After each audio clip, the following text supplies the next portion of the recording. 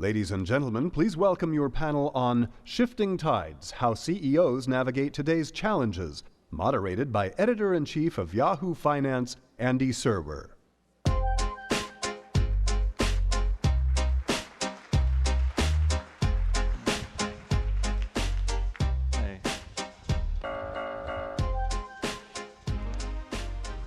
All right, good morning, everyone. I'm Andy Serwer, Editor-in-Chief of Yahoo Finance, and welcome to this stellar panel. We have an incredible lineup here of super accomplished CEOs who are leading some of the most iconic companies on the planet, and I will introduce them to you right now. On the far left, David Solomon, Goldman Sachs. Barbara Humpton, CEO of Siemens USA. Jeff Harmening, CEO of General Mills. To my right, Carmine Di Sibio, CEO-elect of EY, July 1st. And then to the far right, Bob Bakish, Chief Executive of Viacom. So I think this discussion is really all about how the responsibilities of the chief executives have changed.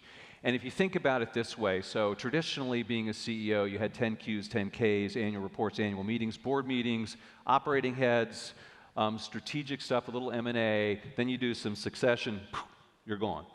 And that's all very, very different right now.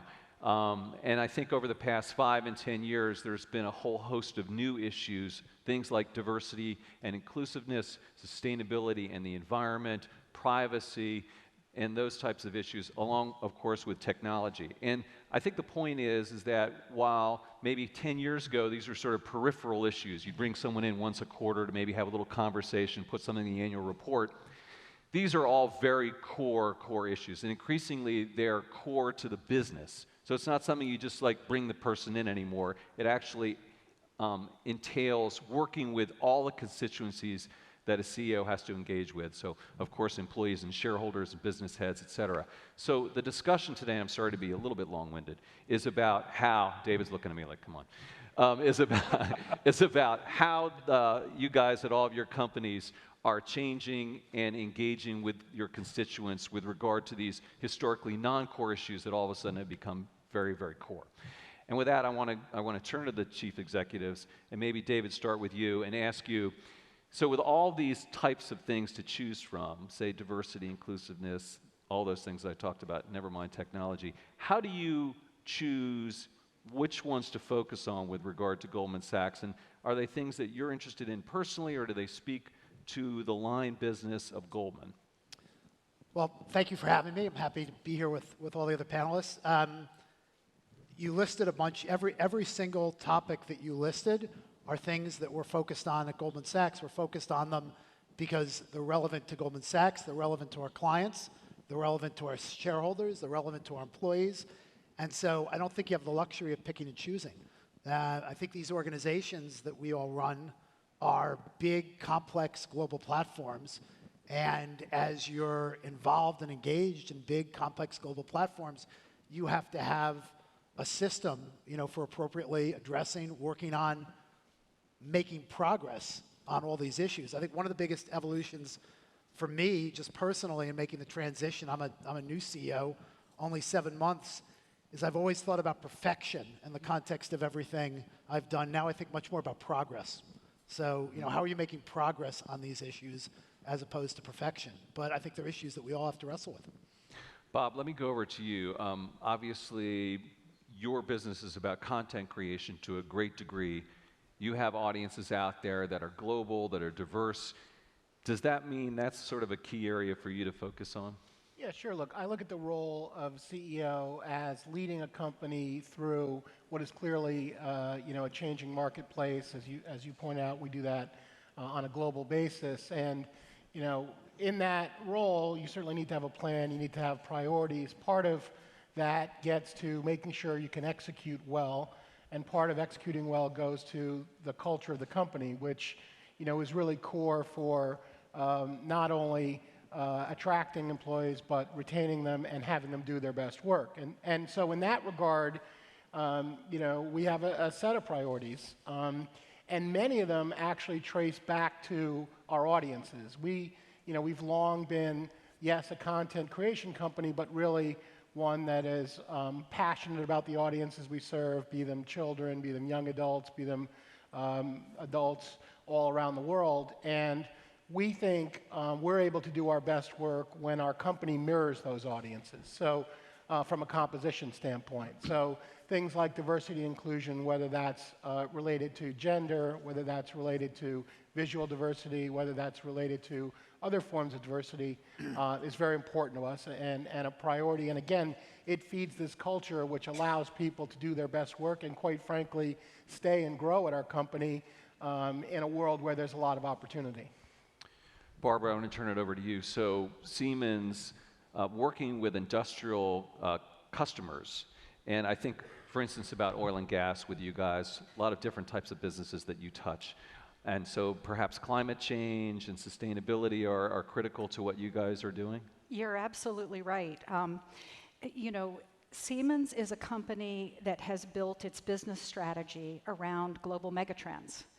If you think about climate change, you think about the urbanization of the globe, the aging demographics of people, the ever interconnected global supply chain, and the digitalization of everything. These are the things that we bring our know-how to work to solve every single day. And so I'd echo Bob's comment about alignment, getting the cultural alignment, knowing that we're building a workforce that is dedicated to solving these problems. Those are the topics that we need to speak up about. So you'll hear us talking a lot as Siemens about sustainability goals, a goal to be carbon neutral by 2030 and all the progress we're making toward that. But maybe the most important area right now for us to speak up on is workforce development. Here in the US, we have record low unemployment. So getting involved in activities like the American Workforce Policy Advisory Board, using our voice to help find ways to create new pathways and generate opportunity for Americans. These are things that, you know, any CEO would be proud to support. Great. And Carmine, you guys are in the people business in a big way. I mean, you have a giant global workforce. And I was just delighted to hear backstage when we were talking that you are giving your employees the whole week of 4th of July off. Wow. I want to go work for EY. That's awesome. but how can you do that? How can you do that? I mean, doesn't that kill your P&L? No. So first of all, thanks for having me here, Andy. You know, today, the average age of one of our employees is 27 and a half years old. So to David's point, the millennials, that is basically our employee base. And so we have to really figure out ways to make sure that they're interested, they're doing interesting work, they're progressing, and they're learning. Those are incredibly important. So we've done all the math, and the cost to us, and this is only in the US, we're not giving 4th of July off in Great Britain or something like that. But, yeah, they don't like that. It's not a holiday for them. No, but it is something that we've done all the math, and the math works. You know, one of the things, you know, when you go into professional services or you go into financial services or probably a lot of the industries up here, people work hard, and they work hard most of the year. So this was really a little giveaway that has a long, long way to go. We have 270,000 people globally in over 150 countries. So we talk about a complicated platform. It's a complicated platform. But what's even more important, and I think it's going to be more important going forward, is culture, as Barbara said, because all of us, we were you know, joking around backstage. We're all like clients of one another. We all have to work with one another. And having that type of culture going forward is incredibly important, because as we move forward, the definition of a company or a corporation is going to get much more vague with a global ecosystem and everyone working together, joint ventures. It's there already. It's only going to be more. And Jeff, I want to talk to you about your unique perspective, because first of all, you're running a food company, which is awesome. 150-year-old business, and you've worked there for decades, which is different maybe from, well, some of you have worked at companies, or your company's a long time. But in any event, I want to ask you sort of how the CEO role has changed since you've sort of had that perspective as you've moved up through the company.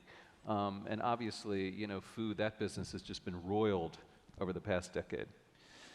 Yeah, so it's really an honor to be able to be here, but also to be able to lead one of America's best food companies, longest live food companies. So started on the banks of the Mississippi River in 1866. And what's interesting is to be able to lead a company that is 150 years old and probably the greatest change we're seeing in the food landscape in quite some time. And you know, we talk to our employees a lot. We've been around 150 years because we've been willing to change, not because we haven't. And now as we think about the change, I would say first it comes in the form of consumer food values and how those food values have changed.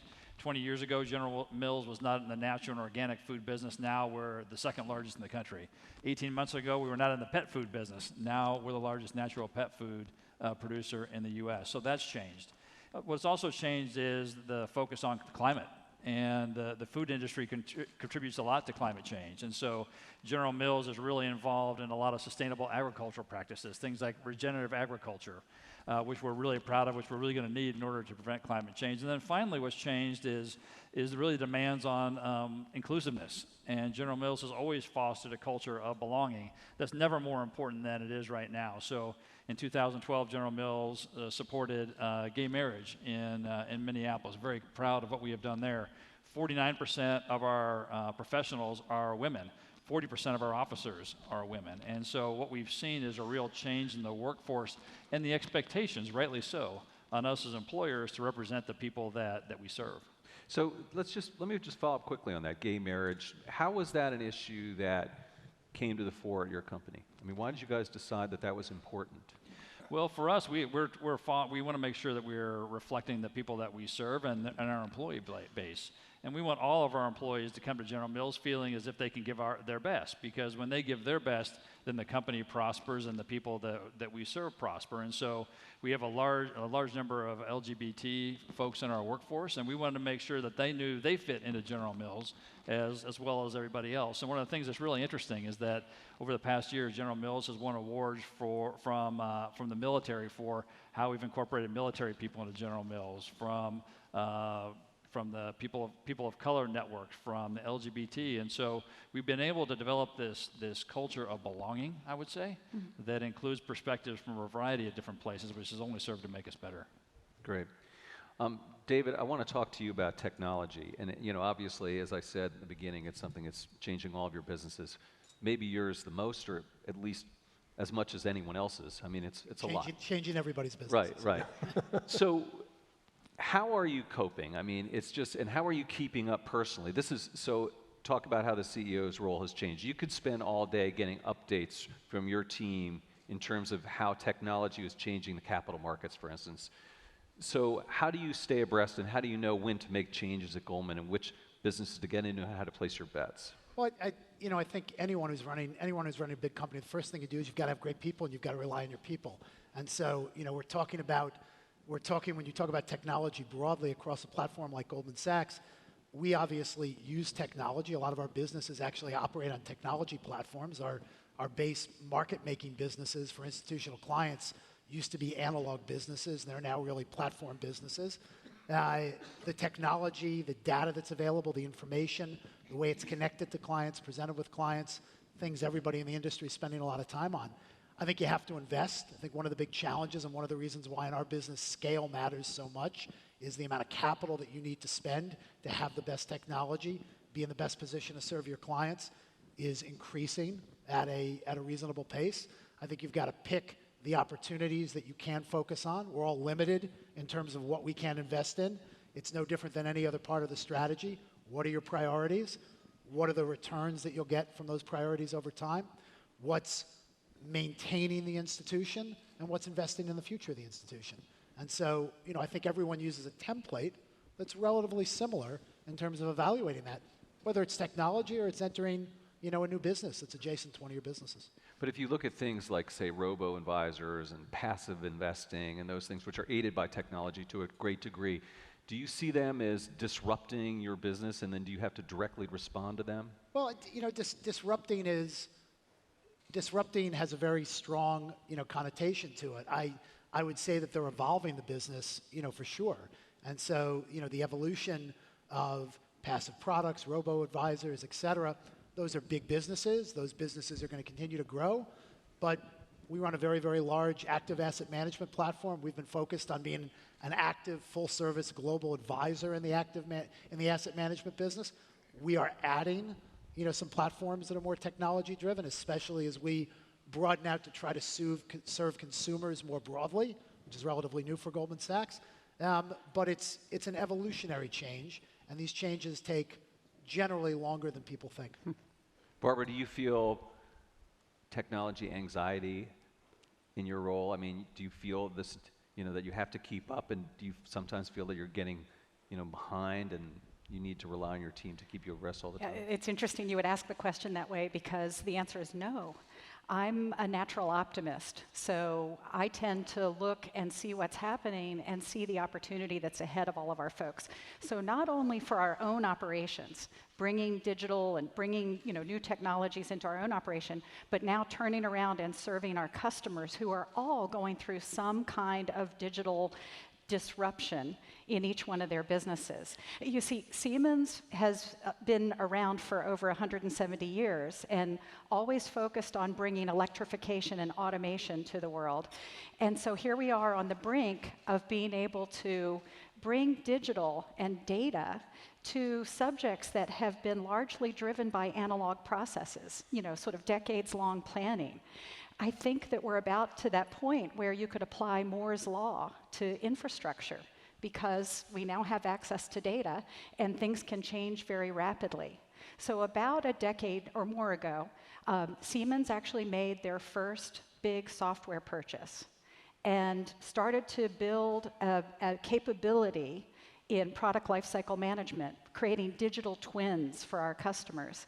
And we're now one of the top 10 software companies in the world. It's quite a transformation. The key thing people keep asking me at this stage is, does this mean that robots will be taking over our jobs? And the answer is very clearly no. Where we're headed is actually elevating the role of the human. Where we're going is actually just expanding what's humanly possible. So I think it's an incredibly exciting time to be here.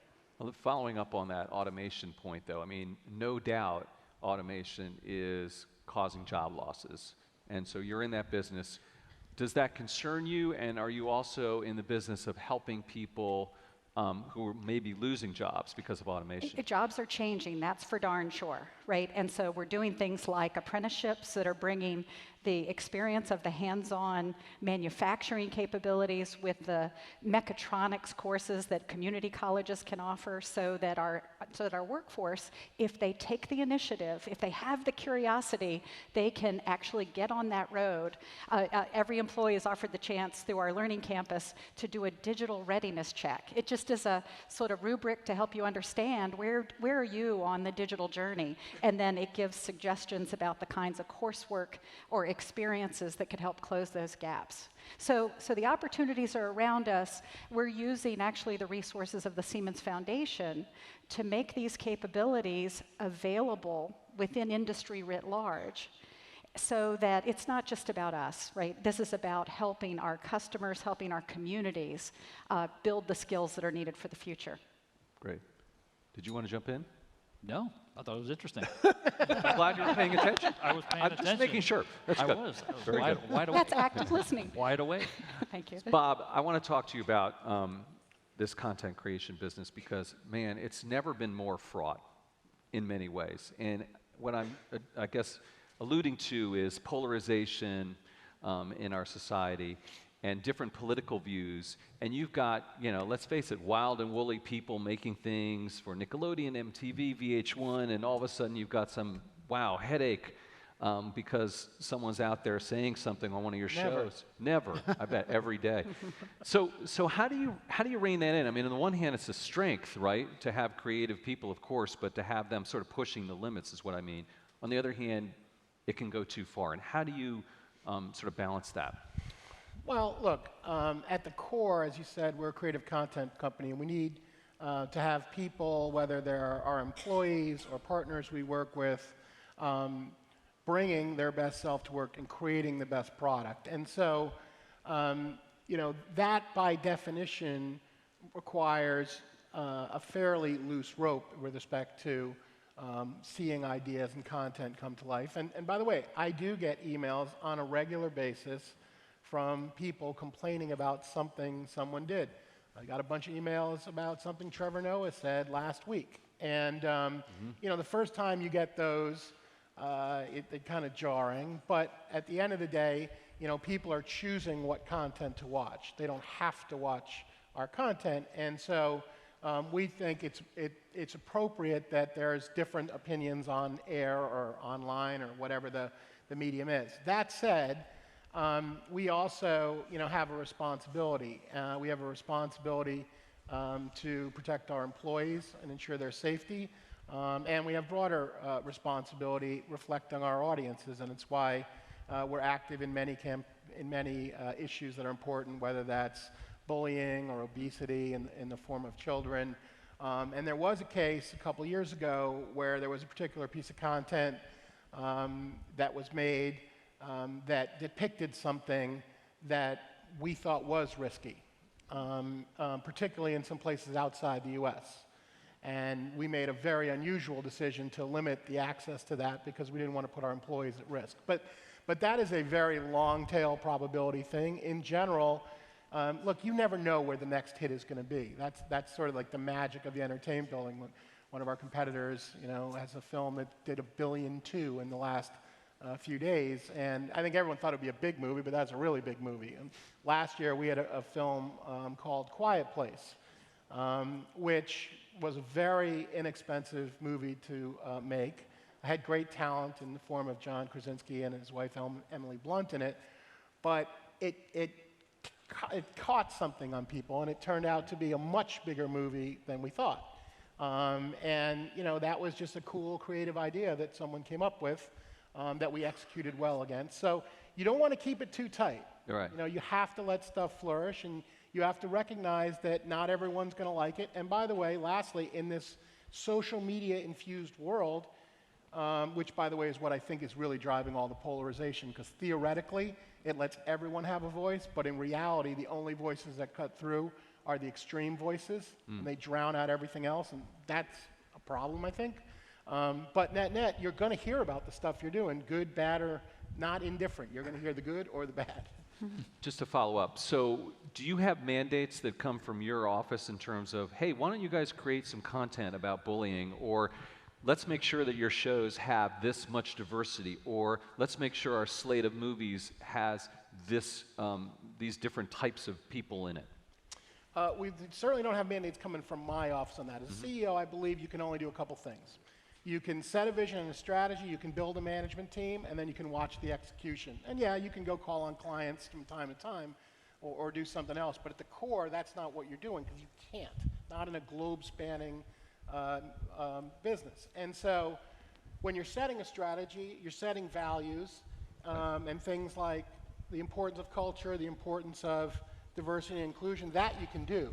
But you don't go mandate, okay, there's half a dozen films have to do this, or these TV shows have to do that. No, you're building a management team, and your management team is executing. And if they're successful, they'll get more responsibility. And if they're unsuccessful, you'll make some changes and keep going. That's really the way you execute, because you have to rely on your team. There's no other way to do it. Great. Okay, Carmine, I want to ask you about a blockchain initiative that you guys have. And, you know, a lot of people have been running away from blockchain recently, or at least, you know, Bitcoin and crypto. And I know they're different, so don't tweet at me. But so why are you guys doing that? Yeah, so Andy, so we started about 3 years ago. We hired our global head of innovation, and we put him in a group that reported to myself and Mark Weinberger, separate from our business. He's in Silicon Valley as a small group. And his job really was to come in and look at emerging technologies on the one hand, and also look to see how we can be disrupted. And I'll give you an example. When he first came in, the first thing he said is, well, the one area that EY operates in that can very easily be disrupted is tax. Because tax is all about data and technology, if you really look at it. And so, you know, to one of the points that was made earlier, we've invested heavily in data and technology around tax. It's something that we're doing more and more for our clients. And in this world of you have to focus on things that you're good at and whatever your core, you know, most of our clients are not core at tax. So we're doing more and more of their tax work. That's how things are evolving. When you come to these emerging technologies like artificial intelligence, like blockchain, his group also started making sure that we were looking at these technologies in terms of how it can work on how we serve clients. And then we were able to distribute it through our organization. So blockchain is an example, and is, outside of crypto and so forth, but the distributed ledger. Right.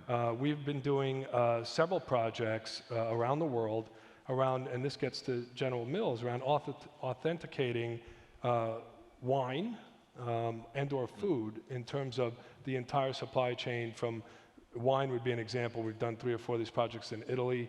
We're doing a project in Japan around sake, that basically when you buy a bottle of wine using blockchain, it could be tracked and traced all the way back to the grapes and the vineyard and so forth. And these are, that's a technology that, in my view, should be utilized much more broadly in terms of really authenticating what kind of food or drink or whatever it is.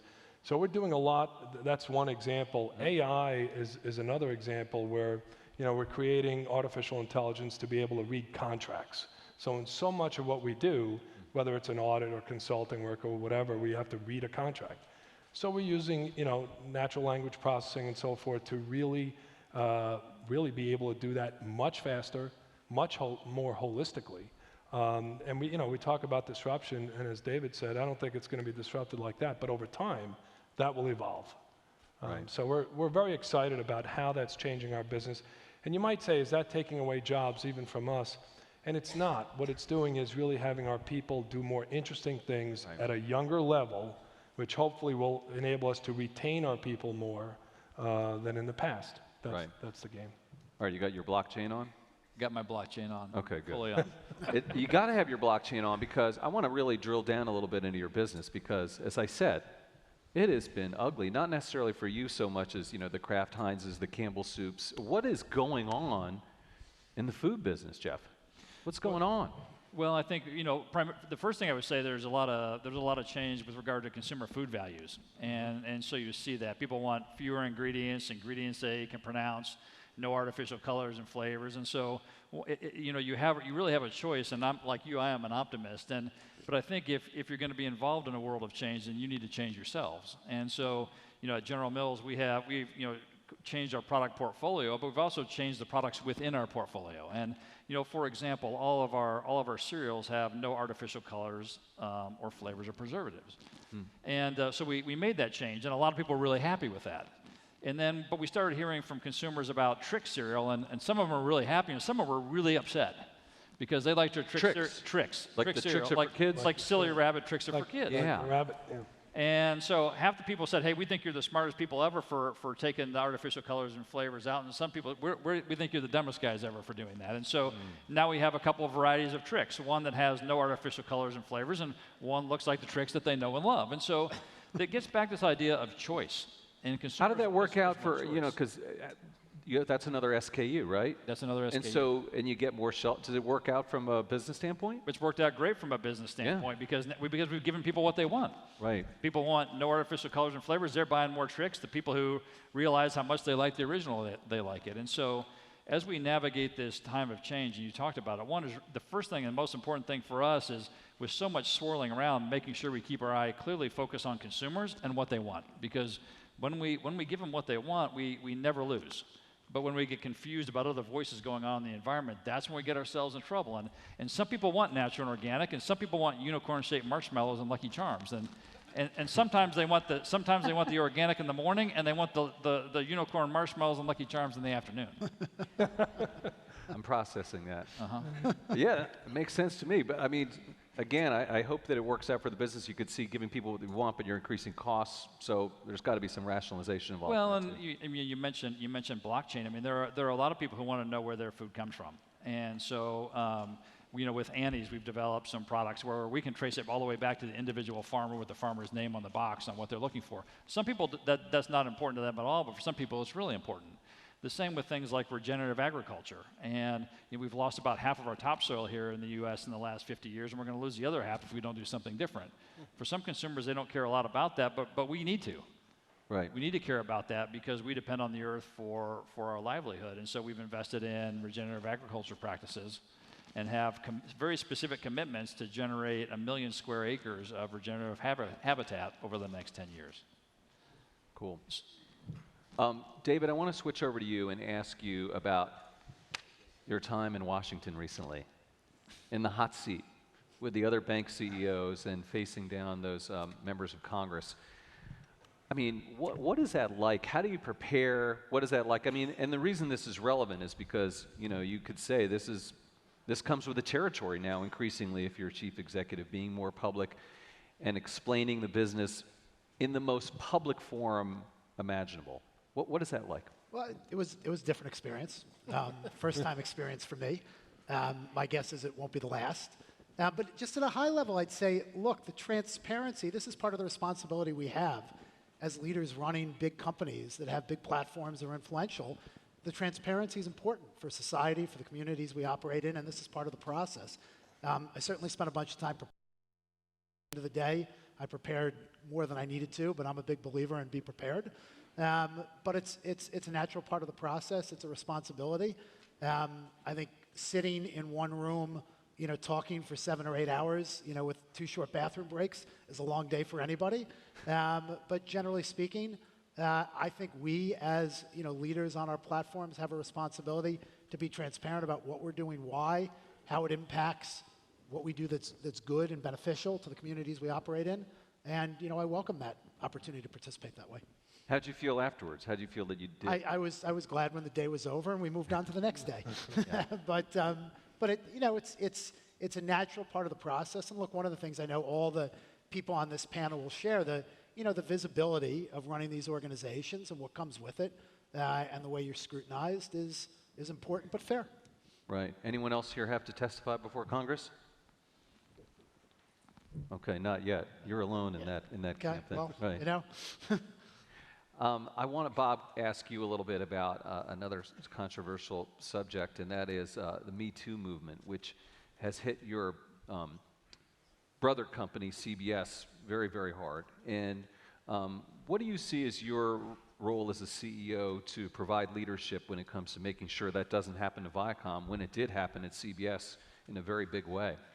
Well, look, I think it goes to this topic of culture, you know, and ensuring that your employees, again, can bring their best self to work, be comfortable bringing ideas to the table, be comfortable being in the workplace.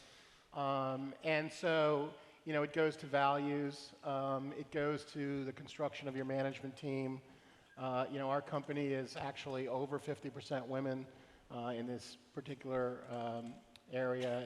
We have more women on our board than virtually any other Fortune 500 company. You know, women very well represented in our senior ranks. But it's also, you know, we have open lines and all kinds of transparency, and if there's issues, we just encourage people to bring them to the table so we can sort them out. And, you know, knock on wood, we haven't had any massive issues. We've certainly have had issues that we had to work out. But I do think at the core, it goes to culture. And, you know, I think, you know, years ago, I used to be a management consultant, and, you know, we focused on business and all. And over time, you begin to appreciate really the importance of vision and really the importance of culture and this, you could say, softer side of things, but in reality, it is very linked to business performance. And it is the way you get the best out of employees. You know, when I took over of CEO of Viacom at the end of 2016, a pretty well-known fact was our culture was not in great shape. People were not happy. And it was a function of the preceding years, and also the fact that we had really once had a really great culture. And so one of my priorities coming in was to improve the culture. And that we went to work on by making sure our employees understood what we were trying to do. You know, it wasn't like we had a strategy and we kept it in the corner office. We rolled it out to the world. We rolled it out to our employees in town halls. We let them ask questions. We talked about how culture fit into that, how being focused on our audiences fit into that. And as a result of that, our culture has strengthened very dramatically. And we once again are, I'd like to think, a first choice place to work. And it goes to the full spectrum of issues, including Me Too. Right. So let me ask you, I'm sure everyone is curious, what is the latest, Bob, with regard to a merger with CBS, Sherry Redstone? I know you can just talk very freely about all that right now in front of us. Why don't you tell us what's going on? Or maybe even talking to David about transactions. I don't know. Anything going on you can share with us? Look, this is the third time this rumor mill has gone around, and the first and second time what I decided to do and what I told my teams to do is stay focused, keep executing against our plan, let's keep moving the company forward, because I don't know what's going to happen in that regard, but I know one thing for sure. At the end of the year, you're either going to be talking to me or you're going to be talking to somebody else. And what you don't want to say is, well, yeah, we were on track, but we got distracted and we didn't deliver. That'll be a bad meeting. So we'll focus on executing. We just, as a virtue of that, or extension of that, we just completed an acquisition of the largest free streaming television service in the United States, Pluto TV. Yeah. That fills out our strategy of being able to serve the free price point, something we weren't able to do before in our product line. So we got people focused on that. We got people focused on, we're coming up to the upfront season where we'll probably transact, I don't know, $2 billion of ad business in the next 4 weeks, maybe 6 weeks. So we're focused on that. We just finished a big distribution deal with AT&T, and so we're focused on. So that's what we're focused on, and that has paid great dividends for our company over the last 2 years. It returned it to growth. People will get an update on that in our earnings call a week from Friday. As far as the other noise, there's always noise. There's always distractions. You got to play through and see where it goes. All right, good luck with it. Thank you. Barbara, I want to ask you to drill down a little bit more with regard to climate change. Mm-hmm. And I think that you guys said you're going to be carbon neutral by 2030. The UN has set some very strict mandates, I think the same date as well. So what is your responsibility as the CEO of Siemens USA with regard to achieving that goal and to actually, well, let me ask this, do you have a role as a CEO to try to reach that goal for others outside of your company as well? Great question. Yes, what does the CEO do? The CEO has a vision, the CEO sets a strategy, right? The CEO creates a team and makes sure it gets resourced, and then makes decisions day to day of, how are we doing against this overall plan? So with a really bold goal of carbon neutrality, you can imagine all of the very detailed pieces that need to go into the day-to-day transactions. That isn't anything that I can influence in the first hand. Setting the goal, though, is critical. The team is off working on initiatives like what happens to our fleet of vehicles. If anyone sees a white van with the petrol Siemens logo on the side, that's most likely someone from our infrastructure team or maybe our mobility team, our healthcare team, huge fleets of vehicles that are carbon emitters. So we're big fans of what's going on in the electrification of mobility. But guess what? When mobility gets electrified and we change from fossil fuels into electricity, we need strong electrical infrastructure to be able to support that transition. We're making the transition, we're encouraging others to do the same, and that means we've got to be working with communities to get their power grids updated and get power to where the vehicles will be and where they'll need it.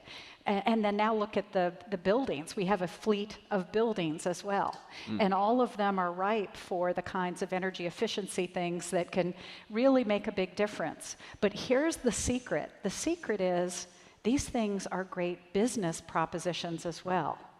In the cases where we've done the analysis of what does it take to make that transition, we're finding, yes, there is a near-term investment that needs to be made, but over the long term, after about the 5-year period, it just reaps rewards for the organization. So it's a great story of being able to talk to people about the positive effect on the balance sheet Right. of making the kind of changes that are actually going to be the right things to do for sustainability. Right. Carmine, I want to ask you a little bit about, maybe some of David's new acquaintances. Alexandria Ocasio-Cortez and also Elizabeth Warren and others are calling for new tax policies and looking at income and wealth inequality. And I want to know if this is something that you feel that is in your purview. I mean, tax is something that is close to what you do.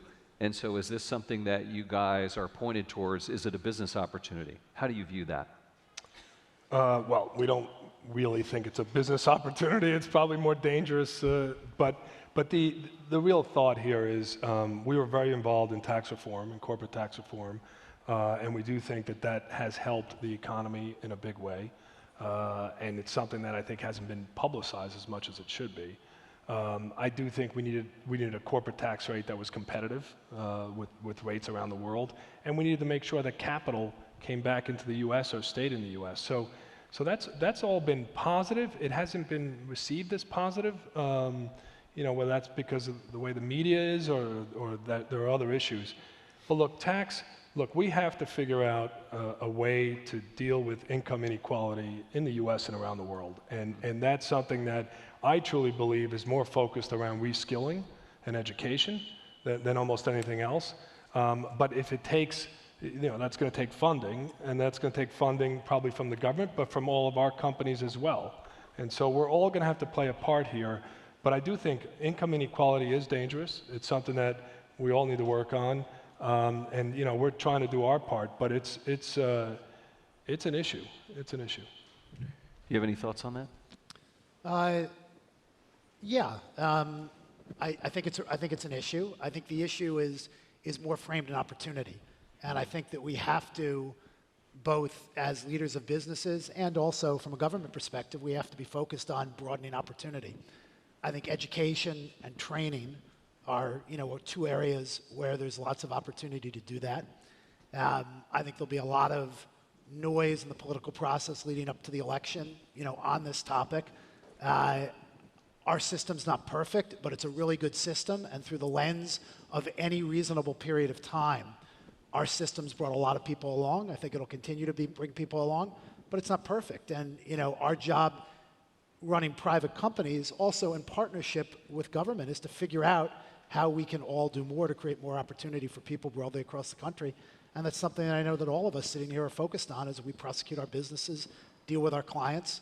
We have responsibilities, but we also want to contribute to our communities in a very positive way. Jeff, I want to shift gears and ask you a little bit about food and lobbying, Washington, and the goals that you have as a company. You guys, have Annie's pasta, and it really have made a lot of strides towards providing healthier foods for the American public and for the public around the world. At the same time, lobbying groups in Washington that you might be a part of might not match the same goals that you guys have at your company. How do you, because they might be pushing against regulations that your company might be for, but you're part of an overall group. So how do you reconcile that kind of disconnect? Well, for the food industry, first I would say a couple of things. That the smart regulation is actually really good for us. And so, to the extent that, our organic business really took off once we had national legislation on the definition of organic. The same would be true of natural and pet food. And so the first thing I would tell you is that as a food company, it's not as if we're against all regulation. What we really need to do to have smart regulation and a uniform regulation. The regulation that we really can't live with is state-by-state regulation. Because if we're not careful, then we become the United States of Europe, where we have a different platform in California than we do in Vermont, than we do in Washington, than we do in Minnesota. And so the key for us is to make sure that we have, well, this microphone's kind of working, so that we have regulation that is national and not state by state, because that's really bad for commerce and drives up cost. But when it comes to having legislation that's national, I think there are a lot of different paths that can work out. Great. David, I want to go back to talk to you a little bit about leadership and authenticity and communication. We were talking about this backstage a little bit. And I noticed, I don't think too many of you all are on Twitter. For instance, are you? Any Twitter people here? No. You are. Okay. All right, we'll get back to you. David, you're not on Twitter. You choose to be on Instagram. I'm on Twitter. I don't tweet. But you're on Twitter, but you don't tweet. That's tantamount to not being on Twitter. Not really on Twitter. I don't that know. doesn't count. Sometimes Right. saying less is better than saying more. Yes, I hear you. So why did you pick Instagram, and talk to us about that decision? Well, for starters, my predecessor Lloyd was a big user of Twitter, and he's a lot funnier than I am, and so look, these are communication strategies. I think one of the things we all think about is we all have different ways to communicate. We have to communicate with our people, we have to communicate with our shareholders, we have to communicate with our clients, we have to communicate with the world broadly who's watching what we're doing and what our businesses are doing. I think Instagram, for us, was an interesting platform to communicate first and foremost to our people. And I think Goldman Sachs, when you step back and you think about what Goldman Sachs is, we're a collection of people. We have 38,000 employees all over the world. It's a people business. We have people dealing with clients every day. And I needed a more modern way to communicate to a workforce that's 75% millennial, that's 60% 30 years old or less, similar to some of the characteristics that were described at the other end earlier. And this seemed like a new way to kind of evolve the communication. And candidly, the feedback's been pretty good. But we're thinking about lots of different ways that we can communicate. Some of it's on platforms like this, but others, I think one of the things in the world we live in is the visibility of a leader in a role to be connected to your clients, to your people in a more authentic way. That's been a real change. CEOs don't sit up in an ivory tower anymore, isolated. And if you do, by the way, it's going to be a very unsuccessful way, I think, to lead your organization. And so you've got to be a little bit more available, a little bit more vulnerable, a little bit more human, and you've got to be in touch. And I think these tools can be helpful in doing that. I think there are flaws with the tools. Bob, talked about some of the flaws too, but they're here to stay, and our job is to use them as effectively as we can. I want to come to Bob and talk about that, but the other thing that you put yourself, another way you put yourself out there, I should say, David, is you're a DJ, right? And so, you could, once you became CEO, you could have just stopped that. Right? Now, I'm the CEO, I don't DJ anymore, but you decided to continue it, right? Well, if somebody became a CEO and they said, well, I'm going to stop playing golf, would that be, it's a hobby. It's something I do. I'm a human being. Yeah. Why would you ever ask somebody, we're going to stop playing golf now that you're CEO?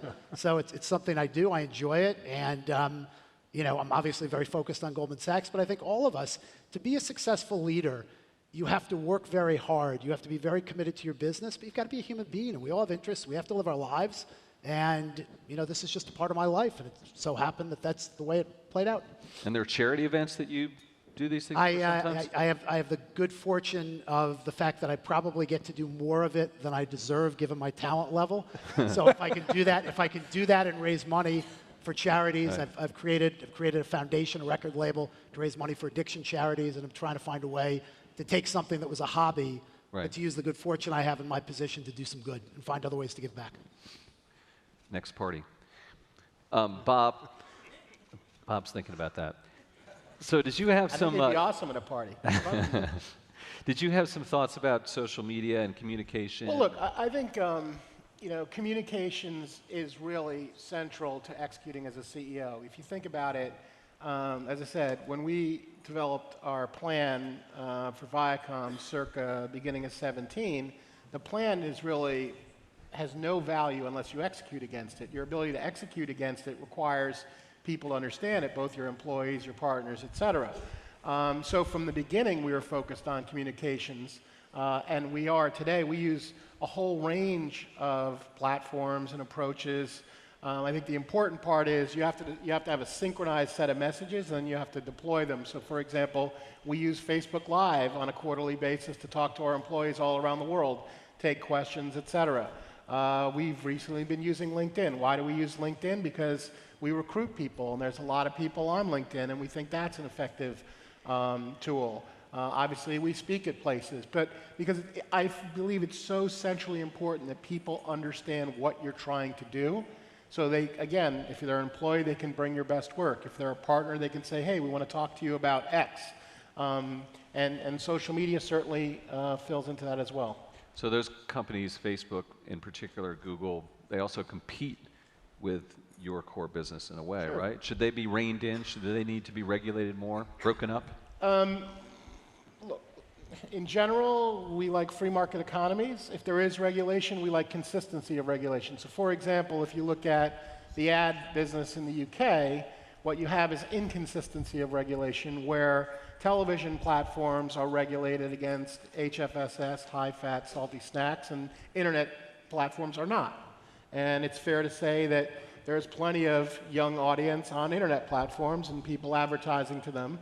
Our brands on those platforms, we self-police and we We basically mirror our policies on television. But that's an example where it's probably good to have some regulation, but you should have consistent regulation, in this case, across platforms. Great. Okay, let's talk about you and Twitter, Barbara.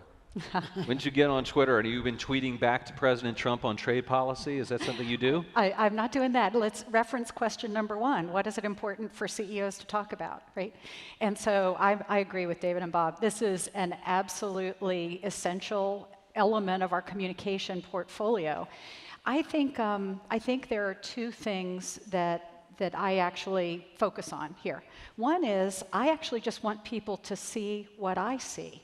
I have the privilege of going out and visiting our customers, talking to our employees, meeting with universities who are collaborating with us on the future. I want to be able to share that with others. That's important. But the second thing is there's still a lot of talk about women in leadership, and I don't mind putting myself out there and actually being vulnerable, sharing with people that I never thought this was going to be my path. And I'm getting this incredible response from others who are saying, wow, your story is so much like what I'm going through right now. Do you have any advice for me? So if I can use my voice to encourage people who wouldn't otherwise bring their whole selves to work to get engaged, I want to use it. Great. Jeff, you got a microphone. Yeah, I have two. Whoa. You have a voice. This is a little dangerous. You're soft too loud. Right. Okay, easy. What about you in terms of putting your personality out there and communicating on an almost personal level, the way Barbara was talking? Do you feel the urge or need to do that? Yeah, I think the two keys to communication are really, not really what platform you're on, whether it's Instagram or Twitter or what have you, but it's really, are you authentic? And is your message clear and consistent? Mm-hmm.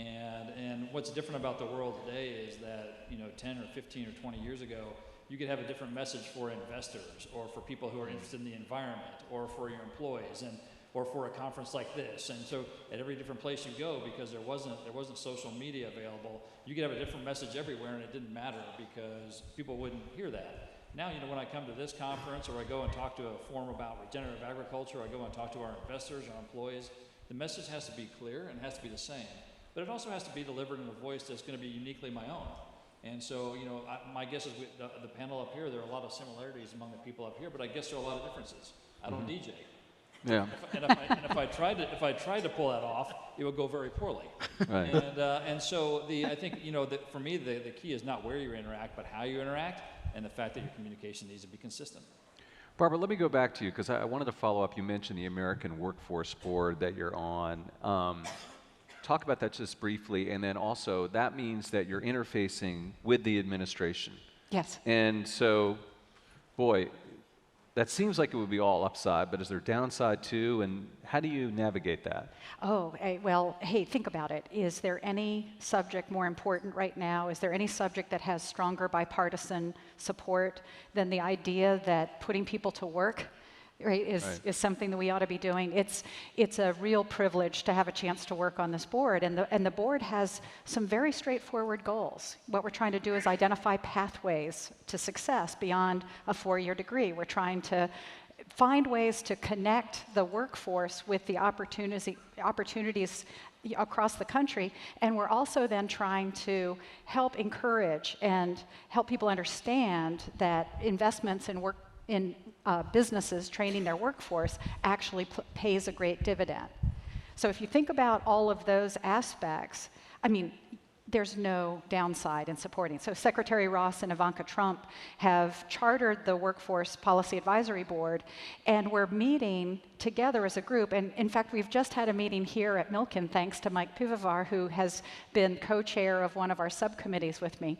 And such a constructive way to advance really important policies with business, with education, with labor, with local and state government stakeholders at the table.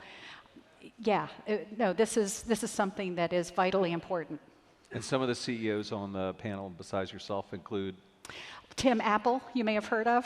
Tim Apple. Maryland Lockheed, Yeah, you may have heard right. of as well. I mean, everybody Very had funny. seen Very the good. social media uptake of the first meeting of our board because Tim Cook actually, was making some very important announcements. But Ginny Rometty, we've Right. got Visa at the table, Walmart, Home Depot. Great. From a company perspective, it's a great panel. And Carmine, I want to ask you finally about your Entrepreneur of the Year award process. And the reason I do that, number one, that's really the lifeblood of the U.S. economy. And number two, I think it's been pretty successful in terms of having a big public-facing program that draws in your customers, you get free publicity.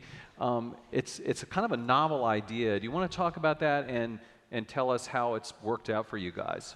Yeah, this actually started over 30 years ago, and a lot of people think it started in Silicon Valley. It actually started in Wisconsin, which was the first one that we had. And so we run an Entrepreneur of the Year competition, really, in about 55 countries around the world. The US, we have our, we do it by region and by industry, and then eventually we pick one US winner. Same way we pick one Brazilian winner and so forth. And it's really all around, not only, you have to have a company that's doing well, that's entrepreneurial and so forth, but more and more, we really want companies that have a purpose, that are doing good for the world and so forth. So you kind of have to have both sides of this. And then in June, we pick one overall winner, our Entrepreneur of the Year globally in Monte Carlo, and it's a big deal. Now these work great for us because at all these events, we have larger corporates along with startups and entrepreneurial companies, and we're doing more and more of that because there's learnings on both sides, and our larger clients appreciate it, and the startups appreciate it. So very excited about it. We get some great clients and great companies from it. Monte Carlo. Monte Carlo, yes, that's It's not exactly Wisconsin. Could be a booking No. for you, David. Probably not. What was that? All right, you know what? We are out of time. But I thought this was really, really cool, and so please join me in thanking David, Barbara, Jeff, Carmine, and Bob. Thank you guys so much. Thank you.